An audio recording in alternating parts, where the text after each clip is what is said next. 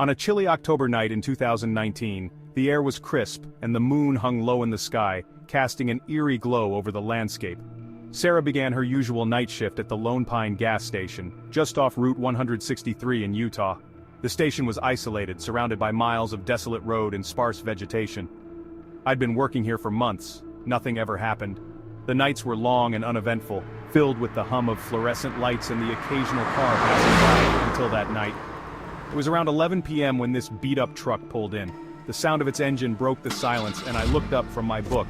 The driver, there was something off about him. He sat there for a moment, shrouded in darkness, before stepping out. He didn't say a word, just stood there staring at me, just stared at me with these eyes. They were piercing, almost as if they could see right through me. They looked almost yellow in the fluorescent light. It sent a shiver down my spine. "Can I help you, sir?" I asked, trying to keep my voice steady. That's when I knew. This wasn't a man.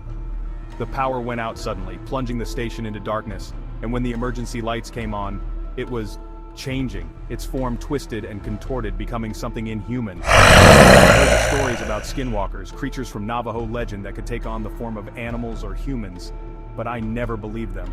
They were just tales, stories to scare children, until I saw it with my own eyes.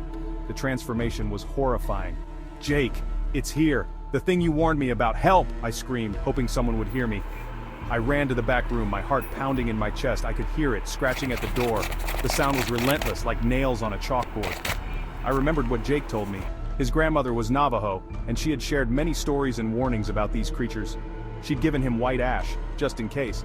She said it was a powerful deterrent against skinwalkers. I poured the ash across the doorway. The scratching stopped. It was as if the creature knew it couldn't cross the line.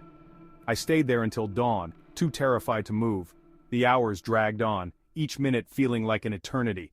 When I finally came out, the store was destroyed. Shelves were overturned and merchandise was scattered everywhere.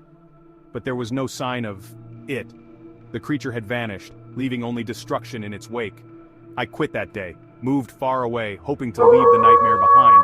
But sometimes on cold nights I still hear that howl. It echoes in my mind, a haunting reminder of that night. The Lone Pine gas station closed shortly after Sarah's encounter. The owners couldn't explain the damage, and the locals whispered about the Skinwalker. To this day, locals avoid the area after dark. They say it's cursed, and no one dares to go near it. If you're ever alone at night and you find yourself near Route 163, and you see someone who doesn't seem quite right, run. Don't look back. And pray you have some white ash handy. It might just save your life. During the Navajo witch purge of 1878, suspected witches were killed in an attempt to restore harmony and balance to the tribe. This dark chapter in history is believed to be the origin of the Skinwalker legend, a malevolent shapeshifter that can take the form of any animal. Fast forward to modern times and the legend still captivates and terrifies. The owner of Skinwalker Ranch, Brandon Fugel, has installed extensive monitoring equipment, including cameras, alarm systems, and infrared devices to capture evidence of unusual phenomena. A team led by astrophysicist Dr. Travis Taylor conducts experiments, including rocket launches, to try to trigger and study unusual activity. Despite their efforts, they have only managed to capture some blurry pictures, far from conclusive evidence of a skinwalker. Here's some video footage of their investigations. Lurking on the side of a road. The person who posted it claimed it was taken near Liebrook and Counselor, which is near the Jicarilla Reservation.